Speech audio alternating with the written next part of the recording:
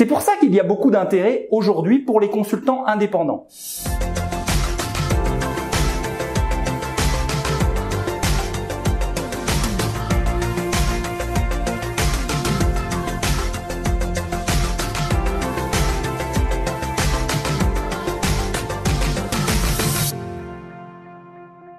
Parce que le consultant indépendant n'étant pas un employé, eh bien, il a beaucoup moins de risques de suspicion d'être engagé dans un objectif machiavélique d'évitement fiscal, par exemple, ou d'utilisation de techniques qui seraient pas vraiment légitimes ou pas vraiment éthiques. Le consultant indépendant a un autre avantage, c'est que vu qu'il est un entrepreneur et qu'il est customer facing, comme on le dit souvent, c'est-à-dire qu'il est en face du client, eh bien, il est imputable personnellement, responsable personnellement des conseils et de toute l'implémentation de la stratégie ou des méthodes de gestion qu'il a lui-même recommandées.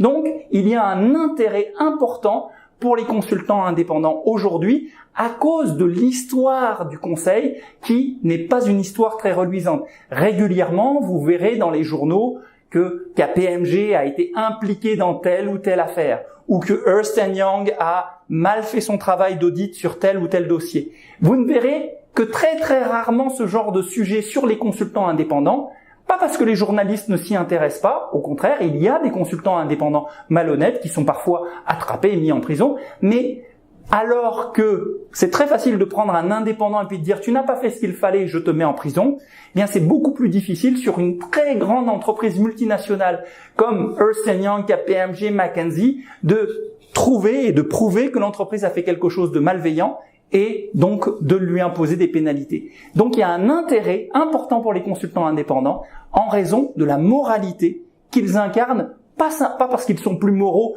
que les consultants qu'il y a dans les grandes entreprises, mais simplement parce qu'ils sont indépendants, c'est comme ça. Systémiquement, ils ont beaucoup moins de chances d'être des mauvaises personnes.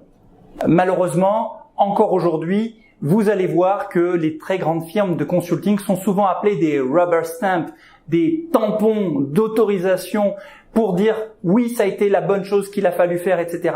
Cependant, vous, à titre personnel, vous qui avez décidé de devenir consultant, est-ce que vous voulez être dans une très grande machine qui risque de vous broyer pour pouvoir défendre ses propres intérêts, ou est-ce que vous avez le désir d'être en contrôle de votre propre destinée? Chez DPS, nous sommes de ceux qui avons décidé de prendre contrôle de notre destinée et d'offrir aux entreprises qui souhaitent ne pas être en face d'une grande machine mais en face d'êtres humains la possibilité de faire affaire avec des consultants indépendants. Vous êtes l'un de ceux-là, vous avez envie d'être consultant indépendant. Comment est-ce qu'on fait? Eh bien, pour être un consultant indépendant, il faut être un entrepreneur. Vous ne pouvez pas vouloir le même genre de vie qu'on a quand on est un consultant d'une firme où on est employé et être en même temps indépendant. Forcément, vous allez vivre la vie d'un entrepreneur, avec ses hauts, avec ses bas, avec le fait que vous allez devoir chasser tout ce que vous voulez manger. You eat what you kill. C'est souvent ce qu'on dit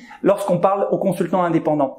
Alors, d'un côté, vous avez la sécurité de voir que vous êtes en contrôle de votre propre vie, vous n'êtes pas un morceau d'une grande machine, mais d'un autre côté, vous avez l'insécurité d'être un entrepreneur. Alors, comment est-ce qu'on fait pour être un entrepreneur? La première chose à faire, c'est bien évidemment de créer une entreprise. Dépendamment de la juridiction dans laquelle vous vivez, avoir une entreprise, ça peut être quelque chose de très simple. Un auto-entrepreneur, une petite entreprise, même avoir une secrétaire ou un secrétaire, et voilà, ça y est, vous êtes en entreprise. Pour cela, il suffit de créer une entreprise. On va revenir sur ce sujet-là avec nos amis avocats un peu plus tard dans un autre module, mais créer une entreprise, c'est pas quelque chose de très compliqué. Renseignez-vous, dépendamment où vous êtes, c'est quelque chose que vous pouvez faire en quelques clics. L'autre chose, c'est de vous assurer que par rapport au métier que vous voulez offrir, le type d'expertise que vous avez développé, que vous êtes capable d'offrir cette expertise-là. Alors peut-être que la capacité, c'est qu'il faut tout simplement que vous vous éduquiez sur un sujet très précis, le dernier CRM à la mode, la blockchain, des sujets qu'une entreprise voudrait pouvoir maîtriser mais qu'elle n'a pas le temps d'aller chercher. L'autre chose, c'est de vous conformer éventuellement à la législation en vigueur dans votre pays.